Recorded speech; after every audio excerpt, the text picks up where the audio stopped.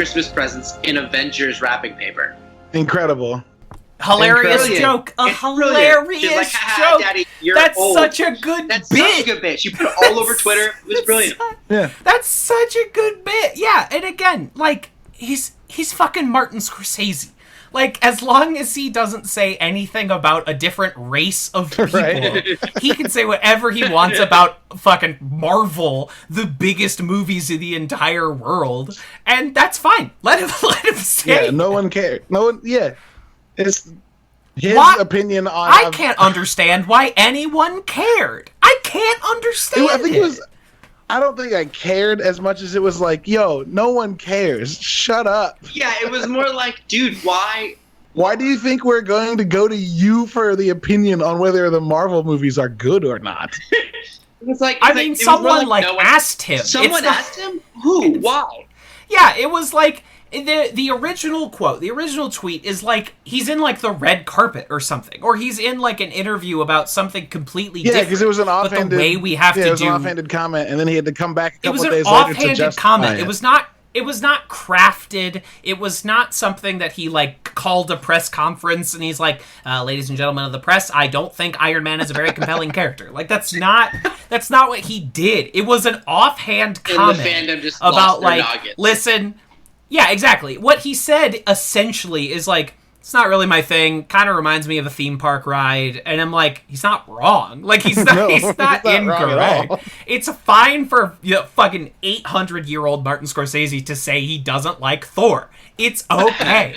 But like, the problem is there's this churn and burn fucking industry of online journalism and online video creation. Oh my god! And it is so fucking click-driven. They have to generate fucking controversy. It blows my mind. At every possible second, because that is what brings people in. So any offhand, anything they can do to weaponize angry men with keyboards, they have to do. And so they take an out-of-context quote from Martin Scorsese, and it becomes news when that is not news. Go ahead. Just like blows my mind that like we're all very well aware that we're in a very strange, unplanned hiatus within these uncertain times. Unplanned hiatus from the Marvel Cinematic Universe, and the fact that it's getting to me. By the way, it's getting to me. Yeah. You miss them. You need that hit. I need that hit. I need Black Widow. I need something. Yeah, Black Widow came and fucking went. Black Widow, Falcon and Winter Soldier, WandaVision. I need something. I want it so badly.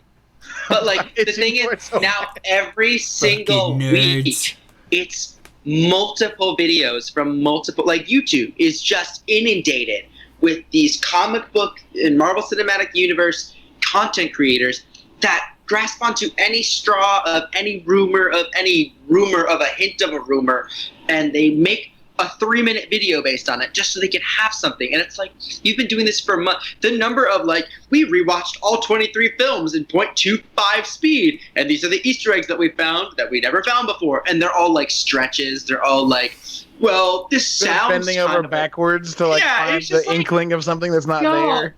To come up with anything. And I'm a fucking sucker because I click the damn videos. Oh, I've learned.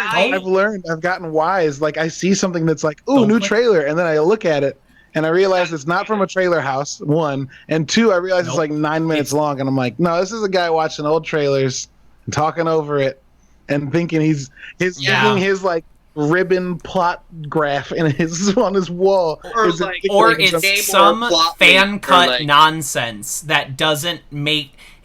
There's all these like fan trailers that don't announce themselves as fan trailers, and then that gets picked up by an outlet, and then dumb people who don't filter their media like will be like, they'll take that as the original trailer and then they'll run that, or they'll believe some guy on the fucking internet who like says that Marvel is lying to them, and people have learned just enough about the production of movies to think they know what they're talking about when they absolutely fucking do not. They absolutely do you remember fucking do not. It was, I think, a month ago now. Disney Plus and Marvel was like, we're going to release the Fury Files in a week. And it was like, it's an animated series. It's going to be like a behind-the-scenes kind of situation. Do you remember this? They were like, we're going to have a new TV show just to kind of keep things moving while we're in quarantine. And then they never dropped it. And I didn't hear a word about it. Did you hear about this? Was I the only one? I mean, I just just me. Like, I swear. It might be exactly. Typed it. It might be exactly what Kevin was just describing. I have just typed it in, and it's nothing. Like, there is not a single reputable source showing up on the Google homepage about the Fury Files. It's just pages of not. Guess who's here? Cosmic Book News. And if you see Cosmic Book News running a story, it is false.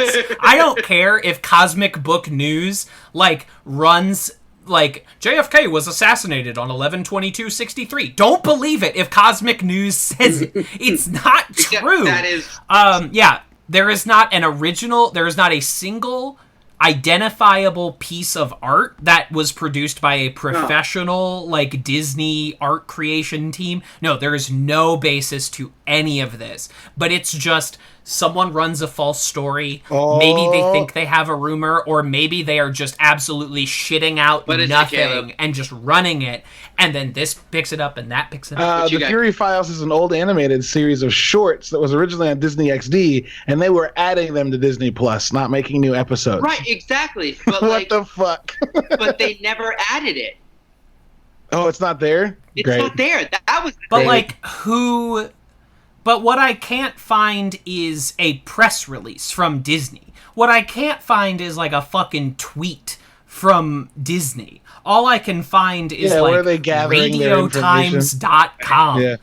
I love you 3000 theories on youtube.com. I cannot find any you know who would announce this? Disney's YouTube channel. You know what I can't find? Disney's YouTube channel saying anything. You know what this. I am kind of excited for?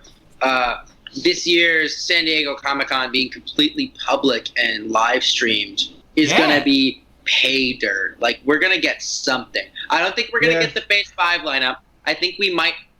The thing I'm hoping for is maybe an actual trailer for Falcon Winter Soldier, maybe WandaVision, instead of that combined trailer they dropped during the Super Bowl. Sure. We'll definitely get those because they're coming out this year and they're running out of time to They're running out of time. Them. Also, at all. Maybe an Eternals teaser, since they probably would have dropped it by now, since Black Widow would have. Was that supposed to be this fall? Yeah, it was. Yeah, it's November. Allegedly. Right, allegedly. Right, well, big bold word. That's allegedly. the one where they kept it so secret that they haven't released anything, even though apparently they're basically done with it already.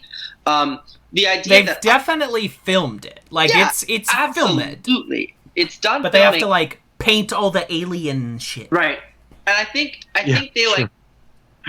I think it makes sense that they would be Black Widow.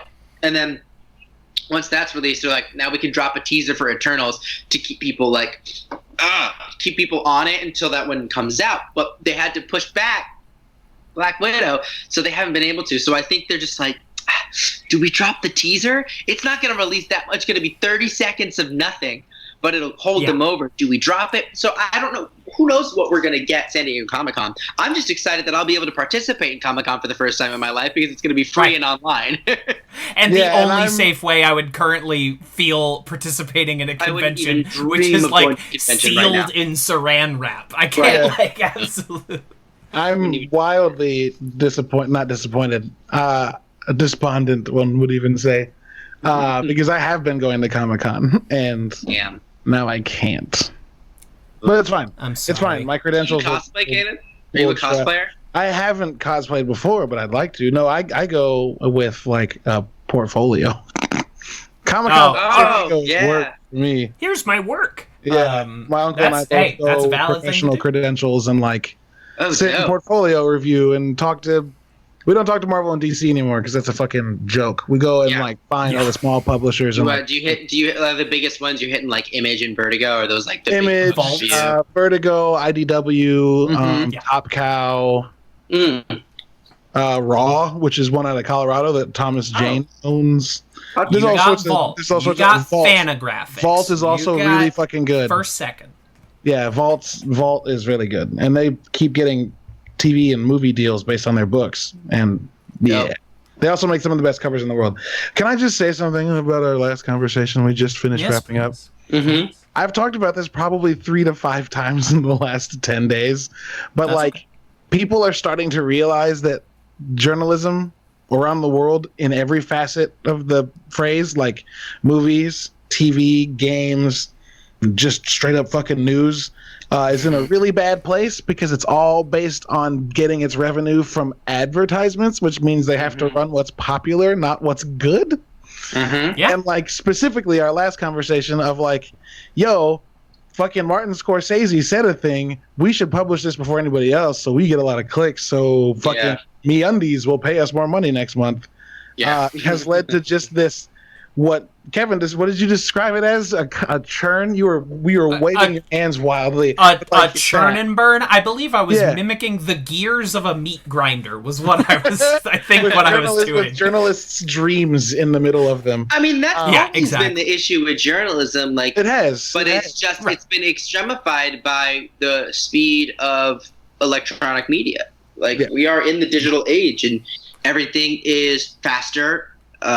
It's faster. That's it. That's the word. Faster. Yeah, it is now. You are no longer trying to get a story out by the next morning's paper. You are trying to get a story out by 2:59 because IGN's running theirs at 3:10, and those 20 minutes are like make or break for you. Mm-hmm. It's tough out there. It's hard for me to legitimately blame legitimate sites, not the fucking fake ass YouTube channels that are actively manipulating people. I think it's tough for me to blame the other folks. I think it's also, I'm gonna get a little political. Watch out. I think it's also important aggravating. Perfect. Thank you. It's getting to the point, we're so deeply entrenched in oligarchy and capitalism right now that all of the major news outlets are owned by super wealthy individuals and they have complete control over certain topics. It's like the main example that I can think of, and like CNN does a lot of good reporting, like seriously does a pretty good job with this stuff. It doesn't mean that they're exempt from doing some kind of shady headlines. Like when Bernie Sanders stopped campaigning, he didn't drop out. He stopped campaigning. Yeah. And immediately they say he resigns the campaign. They said they dropped his campaign, and they released it before anybody did. They released it before he made his announcement, before he did his whole speech. Yeah. And they just was like, Bernie Sanders was out, and I saw it everywhere. And it's very clearly, we look at these, they're all owned by these massive news conglomerates, are owned by the super wealthy with their own, motives. But that's the other thing. News is never void of motive, right?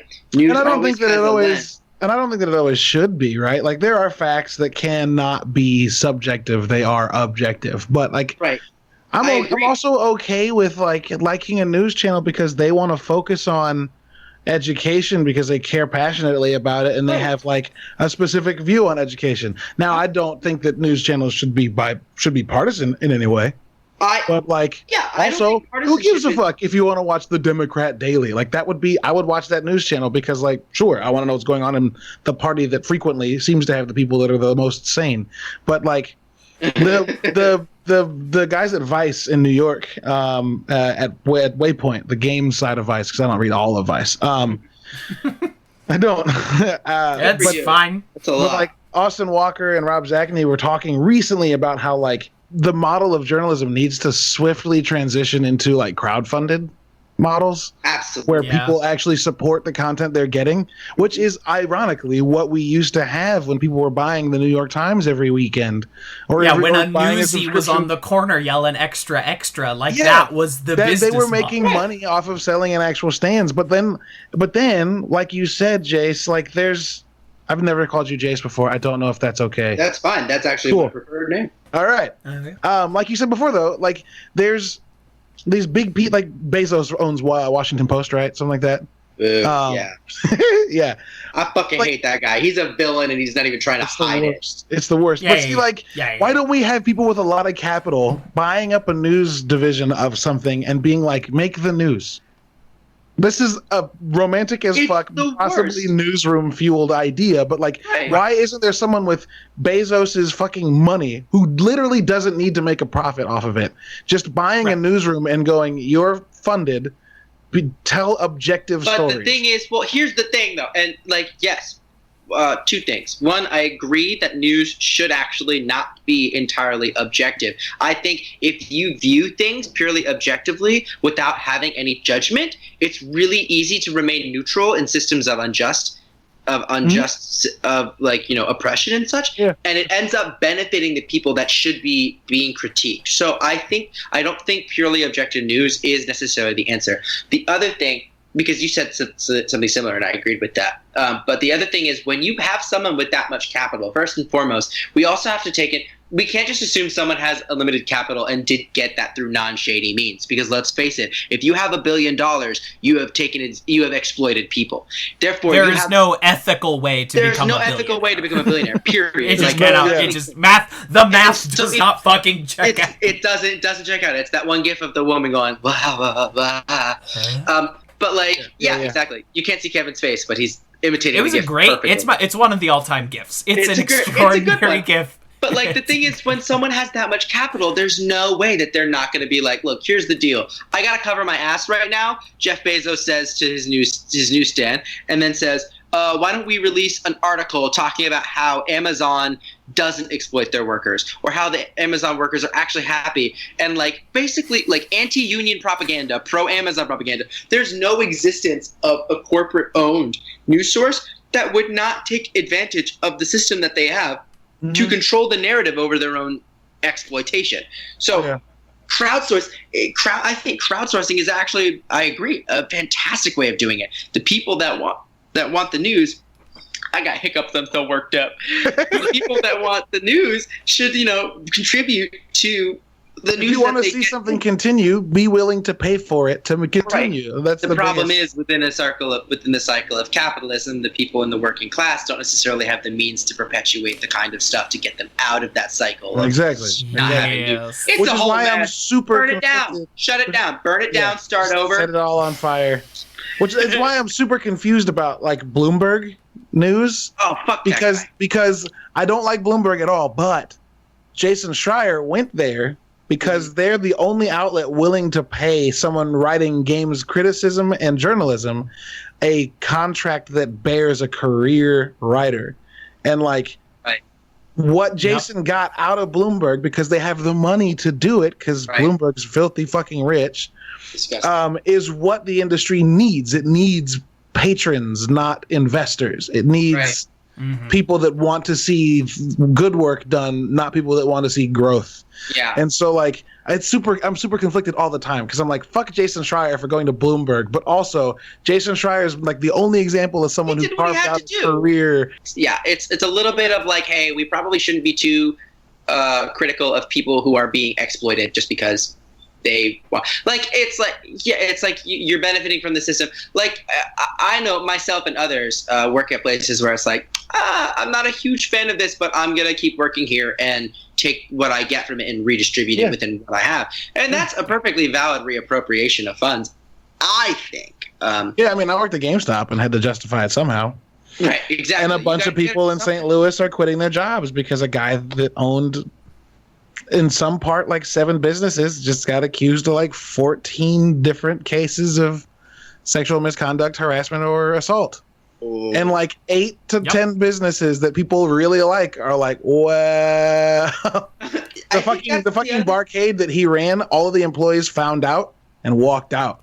Damn. And that place has been closed for days because they're fuck it. Nope. The thing that's so wild though is because we're so deeply entrenched in the capitalist structure that we have, we're really quick to go to what's familiar and recognizable. The whole name brand kind of thing. Absolutely.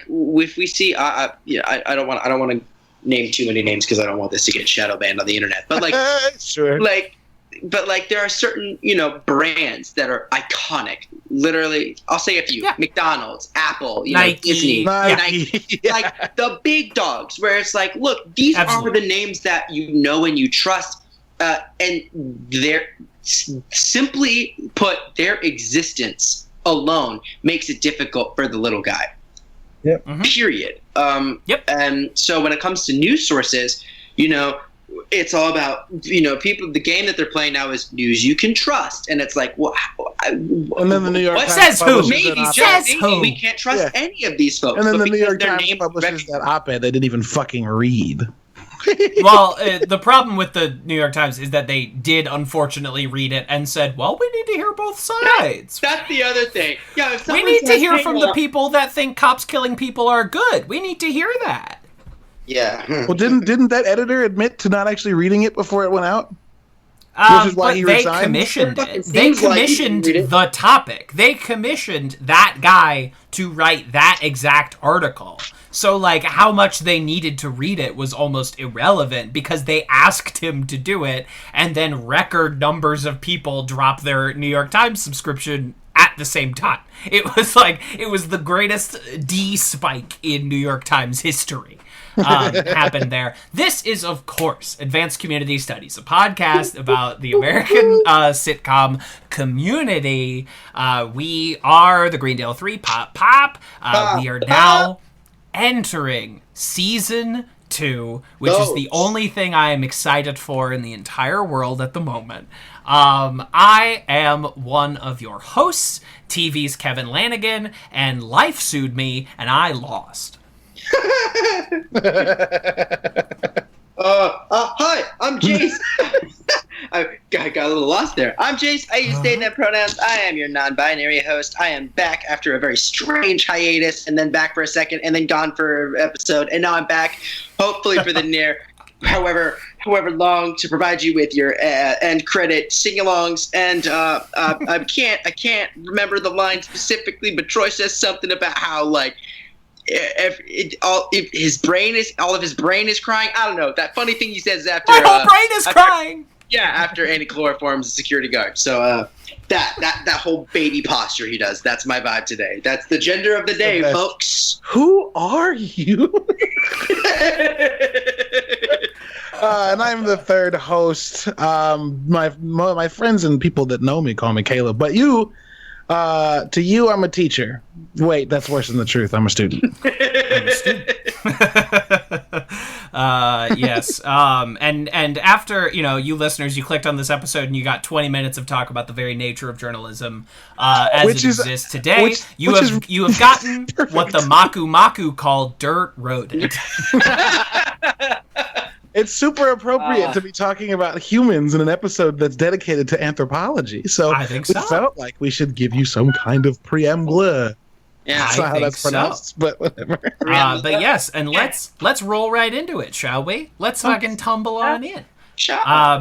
Season 2, Episode 1, Anthropology 101, directed by Joe Russo, written by Chris McKenna, so that is a fucking hell of a lineup for a season premiere. Wow. The gang enrolls in their first anthropology class, taught by special guest star Betty White. And at the same time, we simply must deal with the fallout of season 1's finale that made some choices. So Britta becomes the star of the school. Jeff becomes public enemy number 1. Troy has a Twitter account for everything racist that Pierce says. And it culminates with Jeff getting a bunch of pee-pee thrown in his face. Oh, yeah. Oh, this episode is so wild. First of all, it's I just 100% wild, dude. Wild, completely wild. I think this is also as far as season 1's pilot, doesn't really count as the beginning of a season because it's the introduction of the show. It exists in its own world. I think this is probably my favorite beginning of a season opening, just with with Abed waking up, and it pans out from the calendar that says like returns, and he just goes, and we're back, and it's brilliantly meta. And then they do this side scroll, dude. Fucking Troy rolling out of bed in his Miles Morales Spider-Man pajamas, and it is so dope. It's so good. And then dope. You see Pierce in the waterbed. With the old school Chevy Chase painting above his bed, which is Shirley incredible. rolling out of bed with her children. You see Jeff doing them upside down crunches, yeah. And then Annie doing, her getting ready for her school day, just already awake in her apartment, which we then end up seeing a lot more of later on in the series. Yeah, this is true. And then Britta wakes up a Pixies poster above her bed and realizes she has to see all of these people again after a very, very, very out-of-character moment in the season finale where she tells Jeff that she loves him. Yeah. Which we then get just the brilliant irony of the dean coming in right up. We get to start off because we usually get those beautiful the announcements to get you started. They act like the narration, and the whole theme is fresh starts, and then they lean in. He goes, except it's a fresh start, and then he says, don't forget that like the very end of last year, this thing happened. How embarrassing! and it's just classic like, wow. bit. Really gets the short end of the stick. And we get this nice steady cam shot where like we follow Britta back from the parking lot, she leaves, we move over to Troy and Pierce, then we move over again to Abed and Annie. Just a great like bam a seamless little camera move. Yeah, we get some really well executed cinematography. Start your season off right. Cinematography. How you feel about that, Scorsese, huh? Is that what you want? Yeah. Do a cool shot like Community does, Martin Scorsese. I dare you. I dare you, huh? I dare you. Even though, like, fucking 6 episodes ago, they did a fucking Scorsese episode of Community. I bet you he thinks that episode's like a theme park. What are the odds-on bets that Martin Scorsese has seen contemporary American poetry? Marty, I think it's low. I think Marty, it's pretty... Hey, listen up, Marty. I know you're listening to this podcast right now. Tell us what you think of that episode. Really give us the lowdown. Marty, come on the pod. Marty, stop on by, Marty. Come on in, Marty. So Jace, you were not here for our discussion of the season 1 finale. But Caleb and I are no large fans of the plot developments in that episode. However, I love how weird this episode is. Jeff and Britta's like kiss in the anthropology classroom where they're like they lock tongues before anything else is so funny. It's really funny. I do have to admit it feels weird to me though. Not because it is genuinely one of the most uncomfortable kisses in television history. But it's so weird. Because we've already established that these two know how to kiss each other and they don't find it entirely off-putting. Right. The whole function of this is like, we're so mad at each other that we can't let the other person lose. The kissing that they do later, when they're like aggressively pecking each other and it looks like they're punching each other with their lips, brilliant. That's the vibe of the whole thing. But the fact that they do this weird open mouth lean in, clearly great for the comedic effect. Makes me go, y'all literally fucked not that long ago, and you're acting a couple months ago. It's like, okay, because it's like it's this competition of like who can commit to the bit the hardest. But as far as two people trying to commit to the bit, neither of them are committing even a little bit in that convincingly. Moment. Yeah. That is exceptional stuff. This is the first of 3 times where Jeff and Britta, out of sheer pettiness, almost get married. Like, this happens so oh my god, that's right, it does often. This is my favorite, though, simply because of Abed hiring an Irish singer to do a cover of Linger. Hired an Irish singer. Britta's Marion. Britta's Marion. Jeffrey Winger. It's just brilliant. So we bring in the Clooney. I love it. The first reference to Abed's problem with hiring impersonator, like actor. He loves it, which is such a great setup for way down the road. Which with his whole like I can't stop, Mm-hmm. Yeah, it's great. It's great. Yeah. Some good dang shit. I love the solid burn he drops on Jeff Winger of like I can tell the difference between movies and TV. TV has rules, it has structure, it has likable leading men. In life we have this, we have you. And it is it's fucking scathing, dude. That's a read like yikes, my dude. It's stone fucking cold. And that is one of the things that I've always loved about this show and about Jeff as a character is how much this show challenges you to stay on his side, like, or even sometimes encourages you not to, because this like petty broken man just cannot hold it together. In a Zach Braff, Jim from The Office, like, dominated world, we have Jeff Winger, like a genuinely bad person. Yeah. I also love that this episode jumps right into Pierce's bullshit with Old White Man Says. Like Old White 2010. Do y'all remember Shit My Dad Says? No. Yeah, I do remember that. Yeah. That is what this is a parody of. A very popular Twitter account that became a book, that became a TV show with William Shatner, was called Shit My Dad Says. Of, like, the guy would just tweet. It was this guy, and it was real, allegedly. He lost his job, had to move back in with his parents, and his dad was a Pierce type, and would just say this shit, and he would tweet it out. And the guy made thousands, if not millions of dollars off of his dad being an offensive dick, and this is Community's fucking wild take on that. That's actually really fun. I didn't even pick up on that.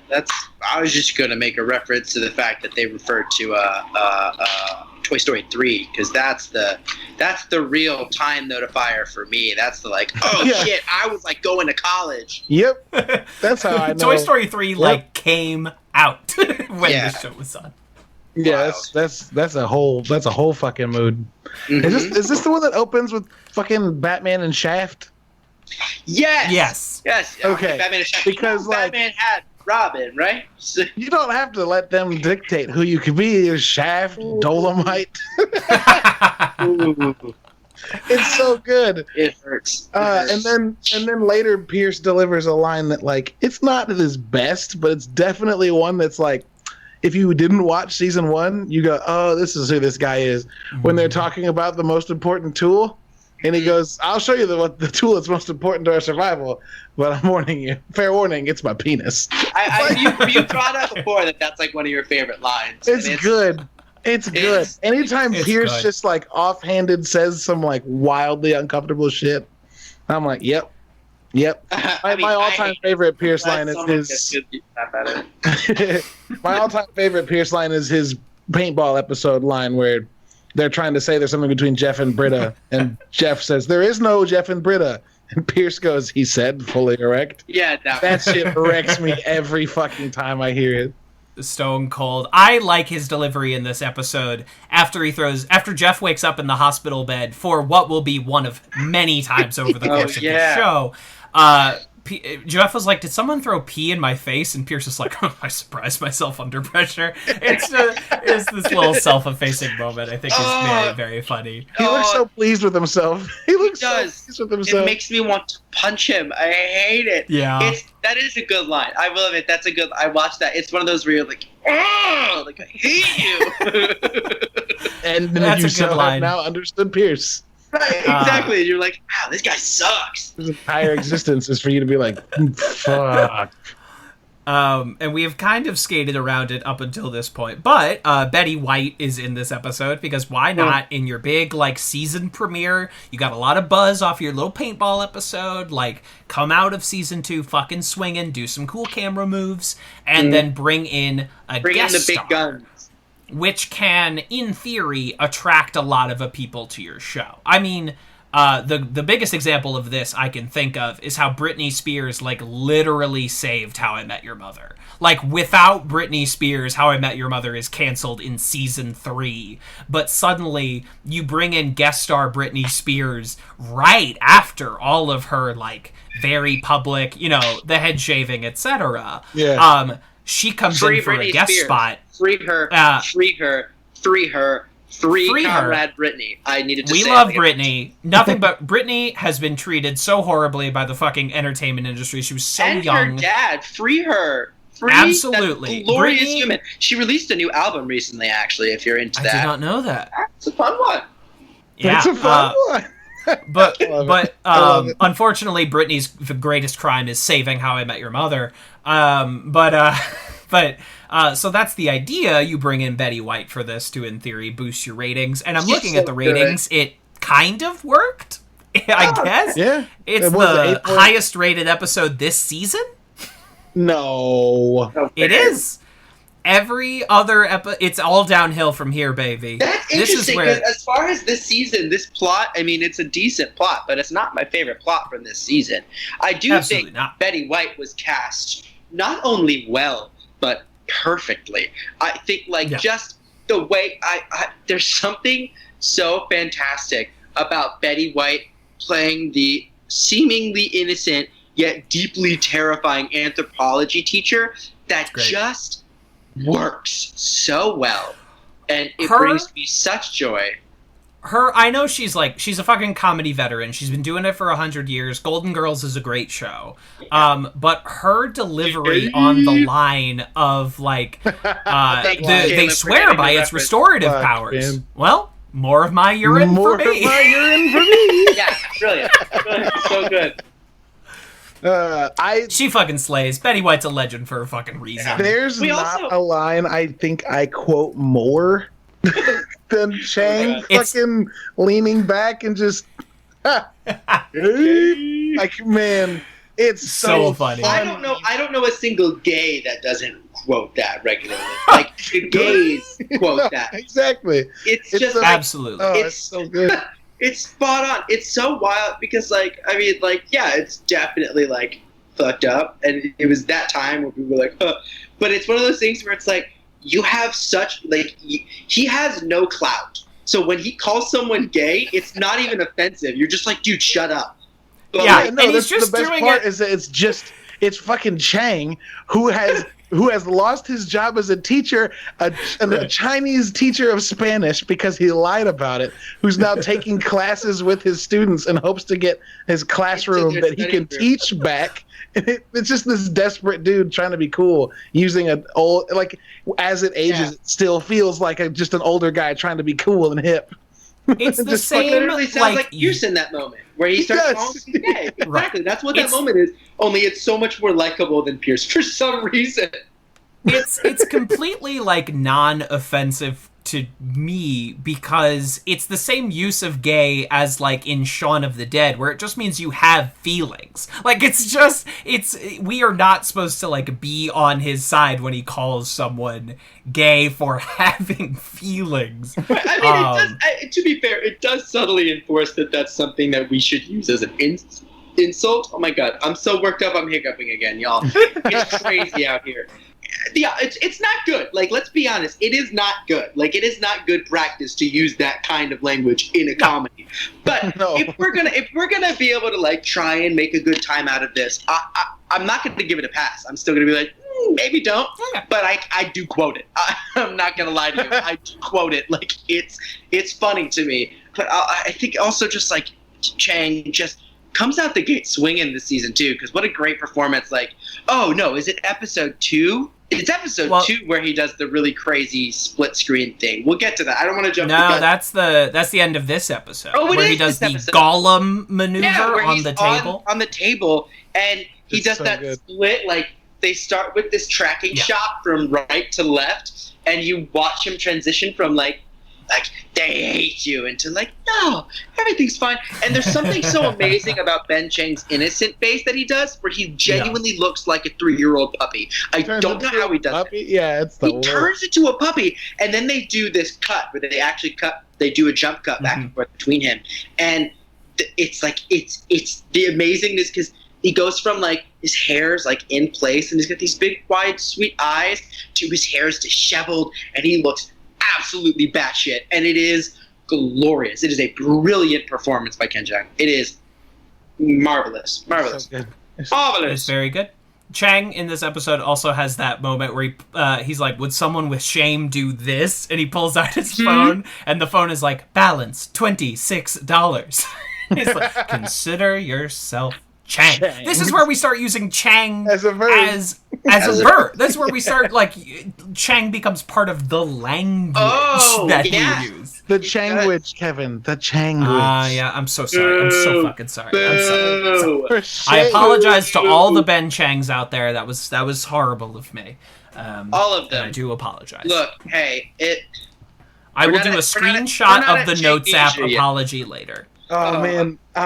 This also has the explosion where you mentioned right after it when Abed says his just lethal combo. Yeah. But the blow up before that of like the whole group realizing Jeff turned the entirety of the season, the last 3 episodes of the last season, to like benefit him in every possible fucking way, and he punches the shit out of him. But like breaks his damn nose. But it's right amazing. Before that, they find out that they had sex in the study room, and Troy stands up when everyone else is going, awesome. Jeff, if there are 3 donuts, you don't eat one and then lick another. Are we going to object to the fact that he just referred to us all as donuts? Yeah, I think that's actually one of my favorite Riddle lines, too, of her being like, is anyone going to point out how sexist that was? Is this also the one where when Troy's reaction is like, is there anything you didn't win that day? Yep, incredible. Troy thinks all dogs are boys and all cats are girls. You can't disprove it. Have you ever seen a cat penis? Have you seen a cat penis? Y'all, to be fair, there was a decent amount of my life where like that was my functioning gender comprehension. Like I just assumed if I saw a pet on the street, which if I saw a cat on a leash, I'd be shocked. But I have seen it before. But like if you see a dog on the street, you're just like, oh, who's a good boy?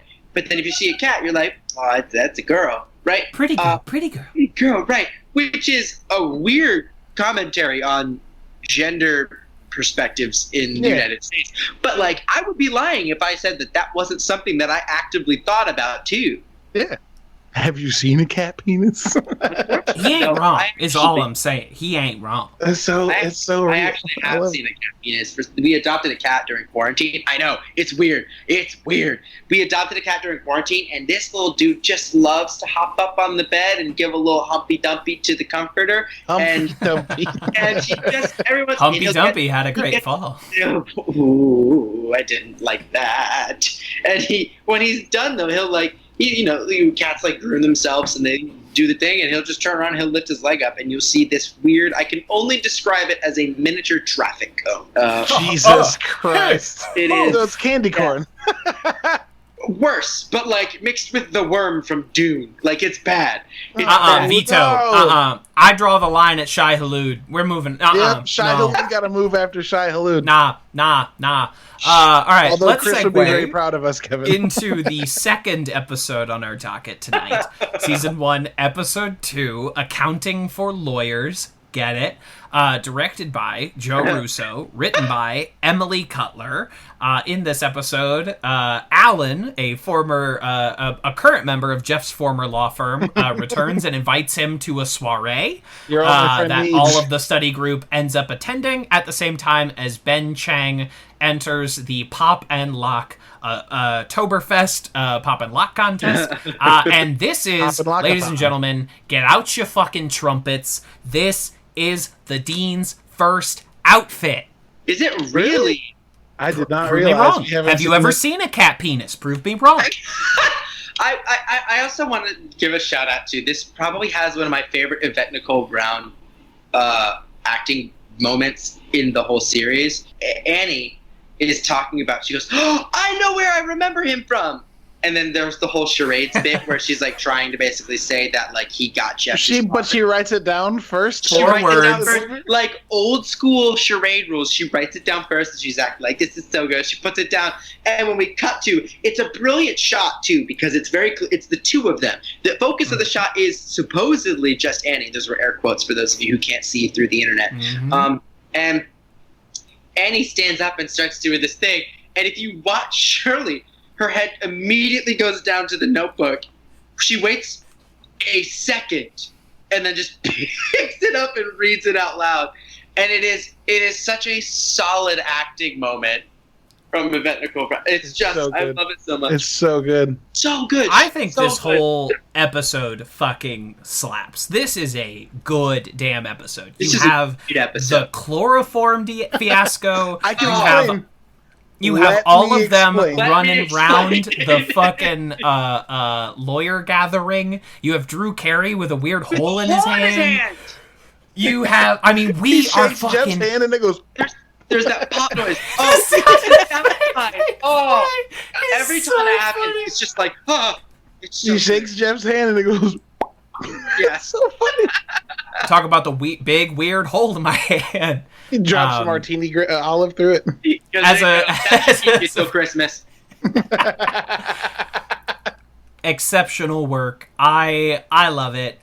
We get some great Jeff-isms in this episode. I never said that. You might have heard it. I might have thought it. It might be true, but I never said it. I never said that. Yeah. Oh, so good.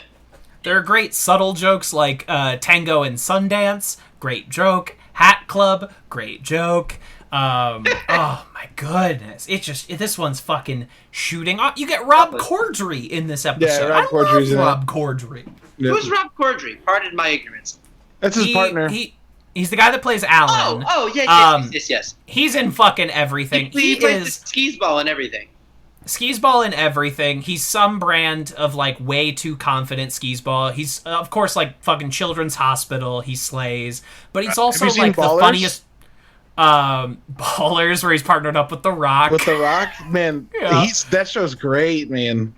You got that. He is fucking hysterical in Hot Tub Time Machine. Oh my god! Like he can fucking kill in anything. Hot Tub Time Machine. His part is excellent because Crispin Glover plays a maintenance worker who is missing an arm in present day, and they go back to the past.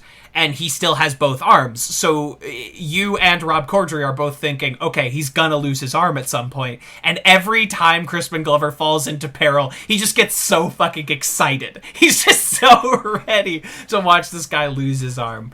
Great bit. Good bit. Is all I'm gonna say about Hot Tub Time. Here comes... It never happens. I love Pearson and Alan's interaction of like, I can reach into a man's soul and unravel it with a single tug. And he's like, all right, try me. He's like, you're bald. And he goes, so are you. I'll kill you. I'll kill you. Yeah, that bit makes me very happy. I enjoyed that one. Oh, it's so good. Those two. That's a Hot Tub Time Machine reunion. Him and Chevy Chase. We're bringing it back. It's happening all over again. Yeah, everyone knows. Like, I can explain. Let me explain. Is exceptional. The chloroform bit where they decide to pretend that they all got knocked out. And then he's like, who's she? Exceptional bit. Like, if this had been a not very good episode, but had included the chloroform bit, I would consider it for the top 10 episodes of Community. It's such a fucking that chloroform bit is honestly one of the most memorable moments. Everybody, I am so at a loss for words. Spit it out. It's so difficult. Like, y'all already know that Troy and Abed. Oh, the cat is about to eat the charger cable. Do not do that. Don't hump it either. Yeah, right. We don't want to see traffic cone bastard. Right. Like, y'all already know that Troy and Abed are easily my favorite part of this whole show. Just because, like, that was just, like, one of the things. And then Annie also plays this really weird part that I love in the show as well. She's like one of those characters that each time I watch it, I like her more and more. Mm-hmm. Really strange writing, not her fault. But yeah, But like when the three of them are together, which we get more later on when they all move in together, like that's some really exciting stuff. And this is the first time we really get a view of how these three would interact when they're alone by themselves. The three of them. For sure. And it is so memorable because of their chaos dynamic. Like they all are really smart in only very specific ways. And so when they're together, they're just completely incompetent as a whole. And it's brilliant. If we get caught up here, Kanye and Kumar get taken to jail. You get taken to dinner. Which is a great line. Exceptional line. And then just a moment of misogyny that's also just unfortunately just like a clever moment where she goes, you guys suck. And they're staring at her. Did you hear what she said? He goes, no. All I heard was suck. All I heard was suck. And it's just like, oh. No, I love that moment because it proves that Troy, Abed, and Annie, when they live together, just fuck all the time. All the time. Is that your dirty fanfic, Sitch? Oh, you missed a lot of episodes where Caleb and I became very certain that was what was going on. Oh no, their household, their apartment is just free love. 100%. Are you kidding me? Troy and Abed and 100%. And then Abed's Troy leaves and Britta comes in. Same deal. New throuple. Like it all checks out. I don't like this. But I think it's better for me to think of that than to think of all the people that voted that Annie and Jeff need to be together. You know what? I will concede. They're at least the same age. I would much rather view a throuple between Annie, Abed, and Troy than Annie and Jeff together in any circumstance. I think it's beautiful. I think it's a beautiful, wonderful throuple. Like Abed's recording her in her bedroom. At one point. Okay. This is the key piece of evidence, right? Is that video he makes of her in the wedding episode where she pretends to be his wife. It is too convincing. Annie Edison is canonically a bad actor. She cannot act. But that is exceptionally convincing. And the only thing that makes it check out is if it's just for real. if they just live that. This is what happens when you let two cis men fantasize about a fucking primetime comedy show. They make everything a throuple. I'm offended. Text everywhere. Oh, I called them cis. Watch out, the world's No, I mean, hey, listen. When Annie's not around, Troy and Abed are also fucking. Like it's not. They don't need Annie. I disagree. As much as I love the gay representation, I love it. I love me some gay representation. The thing that makes Troy and Abed work is that they're so loving of each other, but they're not sexually involved with each other. They represent pure, innocent friendship to me, and that's why I hold them in a very specific spot. I would concede to Abed being like the middle point. If we're talking polyamory, if we're talking a throuple, we're going to get down to the actual queer theory of it all. Abed is the middle point of this, right? He's the one that makes the... Don't laugh. I'm serious. Okay. No. I'm laughing in good faith. I'm not laughing at its ridiculousness. I'm laughing that you were like, nope, that's not how it is. But just in case it was, let's get into the theory. I'm laughing that we're breaking out like queer and gender theory. Like, let's do it. Let's do it. That's awesome. Okay. Look, Abed's at the middle point. This is a V, right? We got a V situation. Abed's the middle point. He's mostly asexual by my estimations. Not aromantic. I think that their whole romantic relationship does border on romantic, and Annie absolutely is the sexual person between it because they do play frequently throughout this entire show as Annie Edison being a remarkably sexual creature, despite the fact that she's always playing innocent. We get a lot of that subtext throughout. Doop, sex. Exactly. So I view the throuple as Abed is right there in the middle, who's kind of orchestrating. I think most of it is under the guise of Abed being like, I'm going to venture into pornography. And so he kind of... as a filmmaker? Right, He's like, look, okay. I have no stakes in this. I think both of these people are fantastic. I think he removes himself almost entirely and maintains a good structure for them as a throuple. I don't know what's weirder. Us suggesting the three of them fucking all the time, or you being like, I mean, Abed would watch. But and they tape it, right? Yeah, that's your addition. Is that there is a video record of it? Yeah.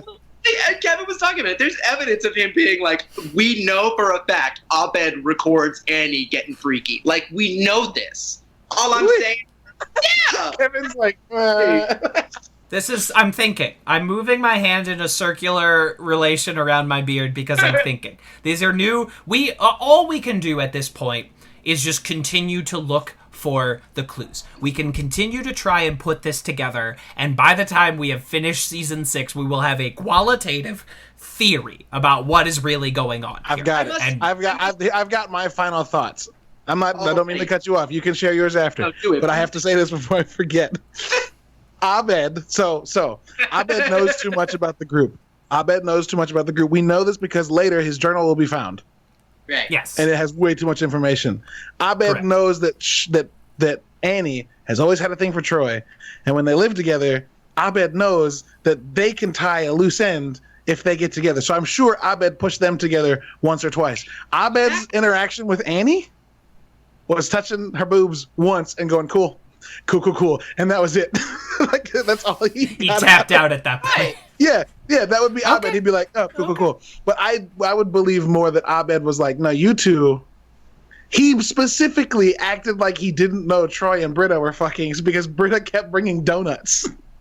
Like, he orchestrated. That's what I'm saying. Yeah. He's fully orchestrating a porno between two of his best friends that he probably very actively acknowledges as attractive human beings, but is not actively sexually interested. Look, we're going to be fantasizing and doing all this stuff the entire time. I just want you to know, no matter how hard the evidence points to suggest some heteronormative stuff, I will queer the lens. It is going to happen.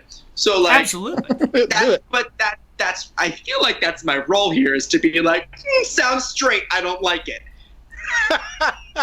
I hope you have a higher opinion of us to know that that's not all we expected. No. That's why I wanted to highlight for sure that in our throuple theory, Troy and Abed are also fucking. Like, it's not just about the 80 of it all in the throuple triumvirate. Yeah, exactly. I personally, I find it more clear that they're not fucking. That's just me. Okay. All right.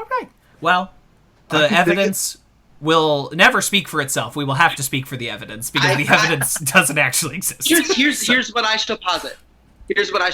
And this will be my closing note on this whole discourse. I have, my theory is that somewhere hidden in all 6 seasons, Troy has an active sexual relationship with another man in Greendale Community College. If we can collectively figure out who that is, because let's face it, Troy's got some gay tendencies, right? 100%. Yeah, 100%. He wants that booty hole plugged. So, right. Exactly. And that's plugging that hole, because I genuinely don't think it's Abed. Not that Abed wouldn't do it. I feel like Abed would be like, I love you. I will do anything for you. Let's figure this out. Exactly. Because I feel like Abed as an asexual would be like, I have no sexual relation to this. If this will make you happy, then I'll do it for you. But I genuinely think that Troy actually wants someone that's going to enjoy it in a different way. So let's keep our eyes out for Troy's secret boyfriend. And we're gonna keep our eyes peeled. We're gonna keep looking here. For those of you listening, go ahead and vote. What do you think Troy's secret boyfriend is? It's Rich, 100%. Rich! That's why Rich never comes back. Rich, he and Troy had a bad falling out. Yep. It was rough. And that's why Rich completely disappears. So I've pulled up the ranking sheet. It is time for us to... we're adding season 2 to the ranking sheet. This is going to get chaotic and quick. But should first, we make the it end different? tags. Should you make a different document to have the seasons all separate, and then at the end of this long endeavor we've started, we can then have like 5 episodes dedicated to parsing through the mass of information we're going to have? Or do you want to keep adding to the same list? No, you can't see it. I'm shaking my head. We are adding it to the same list. We are going to. There's no separation here, and I think that would give unfair credit to a season 4 that perhaps doesn't need its own fucking Word doc taking up 6 megabytes on my computer. The gas doesn't deserve the fucking kilobytes. Does not deserve. Yeah, what's beneath a fucking kilobyte? How deeper can we get? Okay, this is completely unrelated. Keith David in season 6 has this incredible bit about bytes, where he's like, "What are we up to, Giga?" And Abed says, "Tera." And Keith David removes his glasses. Takes his glasses off. Tera, the bastards did it. They actually did. That's a great bit. That is a great bit. I was recently revisiting season 6, and Keith David is so fucking funny in every single episode. Anyway, okay. It's my Goliath. I love him. Absolutely. So, end tags. First, the new rap. A second rap. The Betty White Africa rap. So, as a starting point, as we put this up against the Spanish rap, who comes out on top? Spanish rap is still on top, for sure. Okay. But I think this, personally, it's such a good one. It's definitely top 5 for me, but I think it just clinches top 5, because I don't think it's funnier than Pepper Water. I don't think it's funnier than Batman Chat. And Spanish rap is still in its own world. So for me, it's going just above porn names. And just below. Clearing into the top 5. That's my vote. Yeah, just edging its way into the top 5 territory. Ooh, okay. Caleb, what are you thinking? No, I can agree with that. But I'm going to make a case that the next end tag knocks it down immediately. Yeah, I would probably agree with that, but one at a time, folks. I know. Well, that one works. What do you say? After Pepper Water above porn names. New number 5. Yeah. Betty White Africa rap. Sure. I can agree with that. All right. And then the cartoon tunnel, which is it is exactly my sphere of humor. I love that Looney Tunes shit good. So fucking much. That might knock down Pepper Water or even Batman Chat for me, honestly. I think we're looking number 3. real high. Yeah, I think so. It's not as good as Troy and Abed in the morning, but yeah, it's right there. I love it. Dude, and Abed's like aside, like there might have been some real damage done there. So funny. Man, also, it's so the beautiful close-up of Donald Glover's gorgeous acting beat. It's brilliant. Yeah, it's him just despondent. He's like, I did it. Might have been some real damage done there. Excellent work. Yeah, it's the exact sphere of all of my interests, which is that cartoon shit. Like, the Looney Tunes are what are gonna finally make me chill out for HBO Max. They're gonna fucking wrap a rope around me and pull me through the golf course to fucking Space Jam. I just cannot resist them having almost all Looney Tunes on there. It's just what's gonna finally I had HBO Now, so or HBO Go, so I just have HBO Max by default. So I didn't have to make that decision. But trust me, Looney Tunes and Anthony Bourdain's entire Parts Unknown show. Anthony Bourdain, rest in peace, the icon. R.I.P. Oh, R.I.P. My hero. Truly a hero. No, genuinely a cultural hero. Absolutes. So, on to the episode rankings. We start with the Season 2 premiere, Anthropology 101. So as a starting point, let's put it up against the Season 1 premiere. Is this better than the pilot? I say yes. Mm-hmm. No, I'm down. It's the equivalent of an Office or Parks and Rec Season 2 premiere. We don't have to. Episode 1. Yeah. We don't have to tell you. We don't have to tell you about any of these characters anymore. You know them all. You've seen them all. They're all contextualized for you. Yeah, I think there's enough fucking bit alone for me. Does it?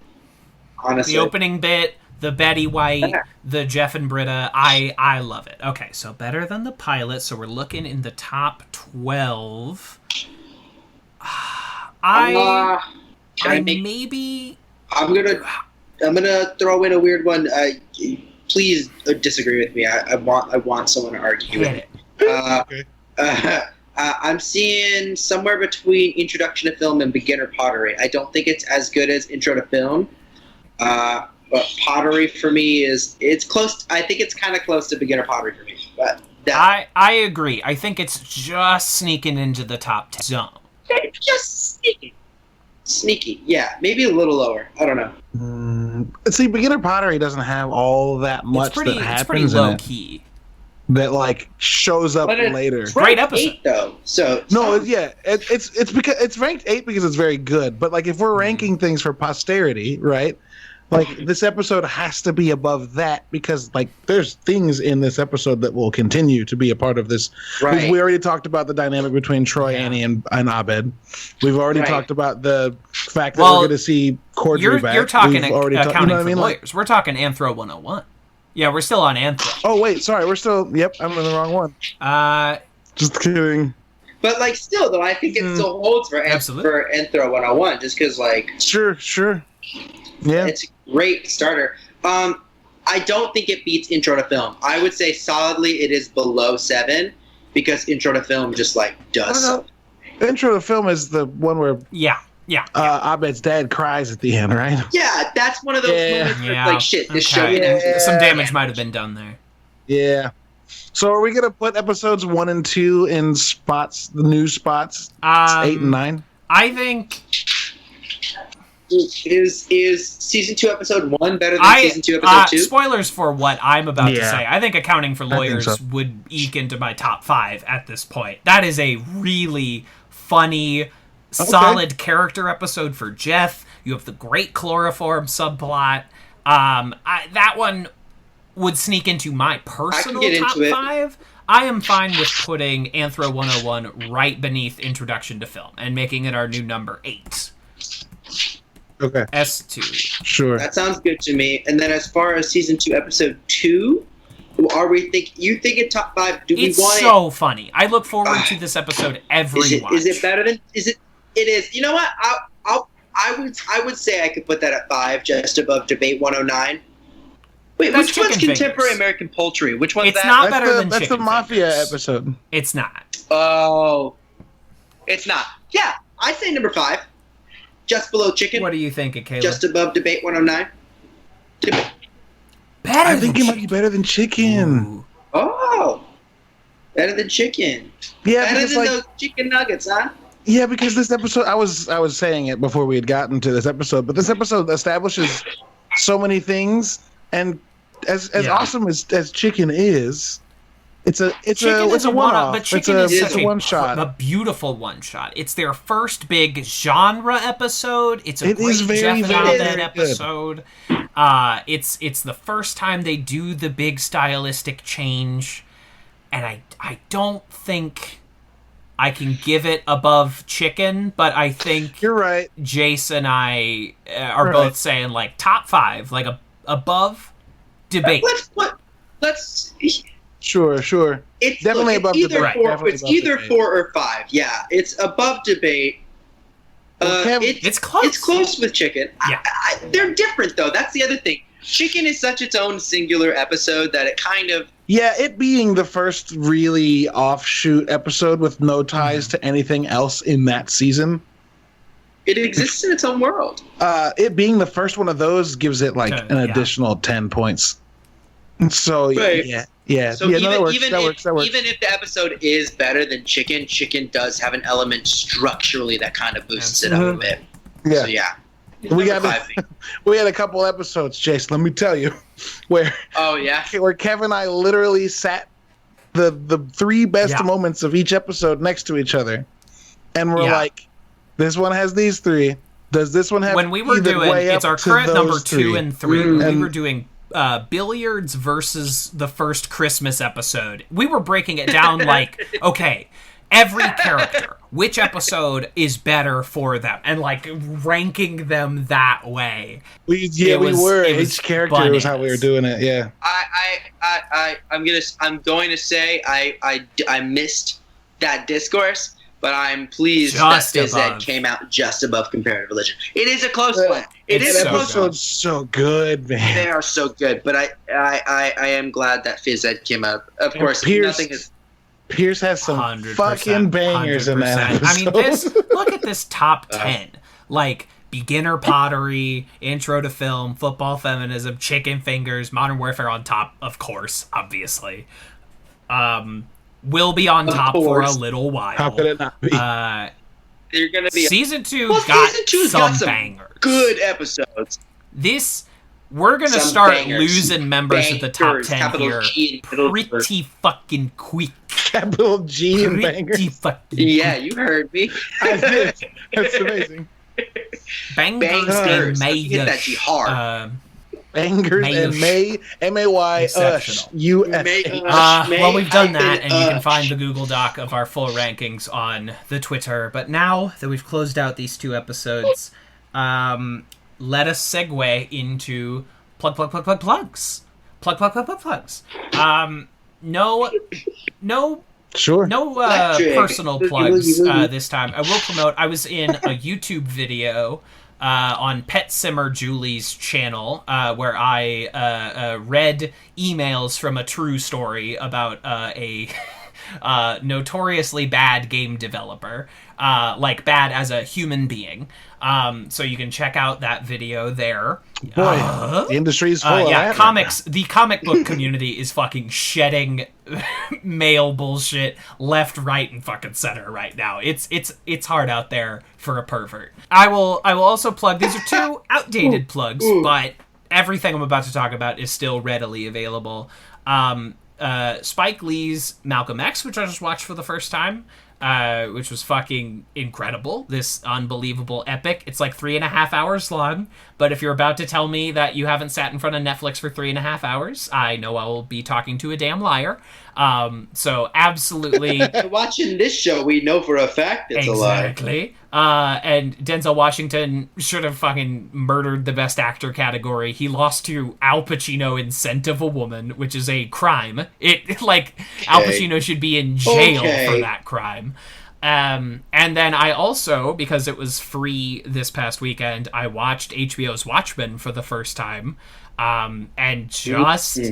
It's as good as everybody said it was, you know? Yo, my God. It was fucking good. And this is my worst opinion, I am not super hot on the original Watchmen graphic novel. I must respect Dave Gibbons for incredible art. I have issues with that graphic novel. It's quite troubling in certain ways. But it's the show was phenomenal, and it's a show about black pain and black love. And absolutely everyone go check that shit out. Beautiful. I have the Blu-ray. She is coming in the mail. Whoever wants to go next. Love that. I'll do a little hop, skip, and a jump in here.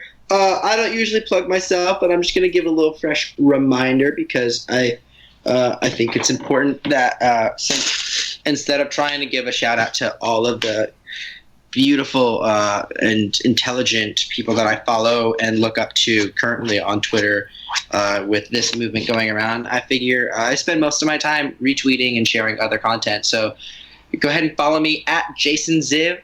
That's JACENZIEV. That's on Twitter. That's on Instagram. Don't follow me on Facebook. But I'm also going to give a shout out. It's just Facebook's a joke. That uncomfortable laugh you made though was so good. So good.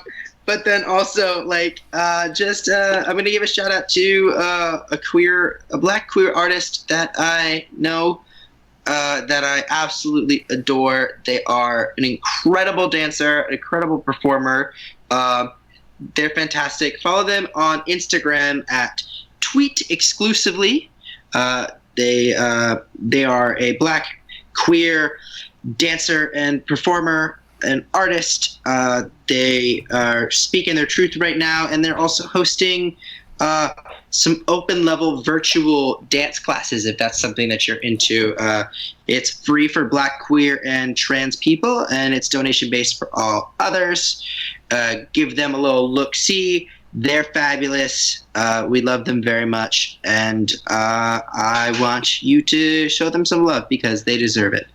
And I think that's what I have to say this time around. So there. Bingo bongo. Bingo bongo. I don't have a ton that's new. I'm the video game goof in this group.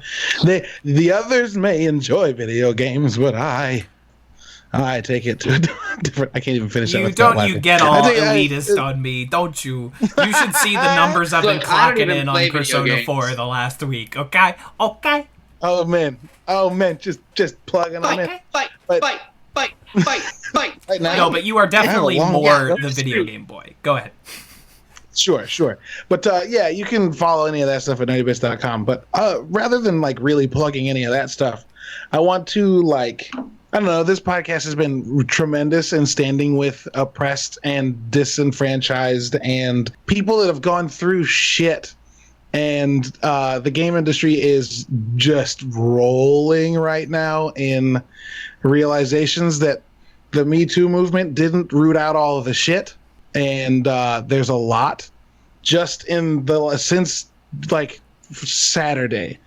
Twitch, Facebook, Ubisoft, Paradox Interactive, Cards Against Humanity, Techland, Gato Studio, and Bungie have all responded to claims of harassment and assault, and it sucks.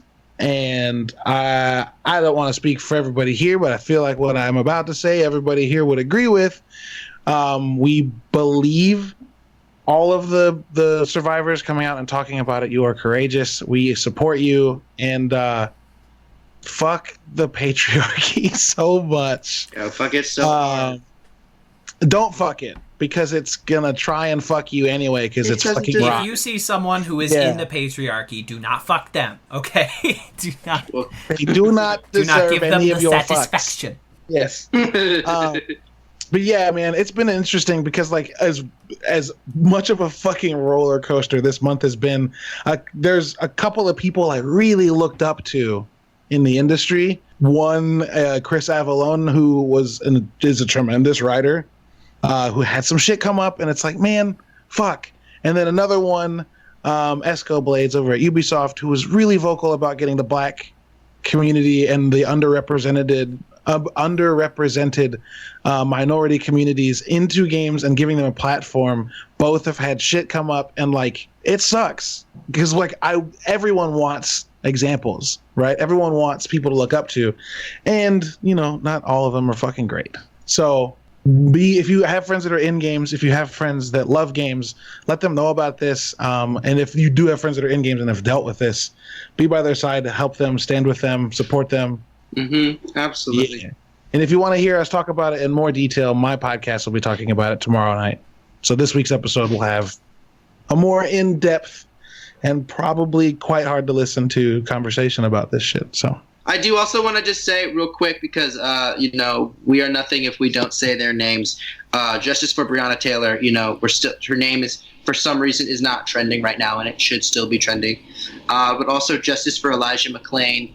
If you don't know what's going on with Elijah McClain, do some research. It is just absolutely tragic. And unfortunately, these are not news stories. These are not unique stories. These are regular stories. And until these stories do not exist anymore, I will not cease to fight by my black siblings and try to create a better future. Defund and abolish the police. And keep going strong, y'all. We love you. And all cops are bastards. Fuck. Yeah, all cops are bastards, especially Officer Kakowski from TV's Community. We will be back next week with an episode about death and a Kentucky Fried episode of Community. But until then... Damn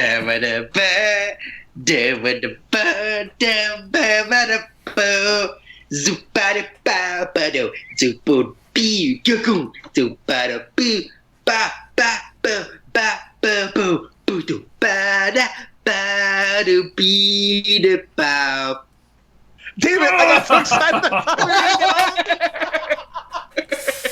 I went from dancing to like... We almost finished the song one time. It felt right. It just you gotta felt keep right. them wanting more. It'll happen. It'll happen eventually, but we got 6 seasons, y'all. Keep it coming.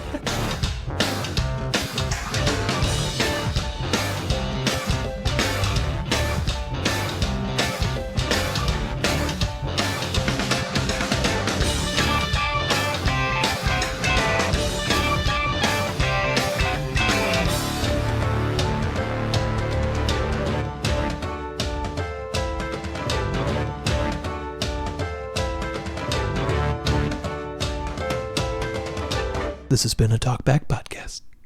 That was quite a show.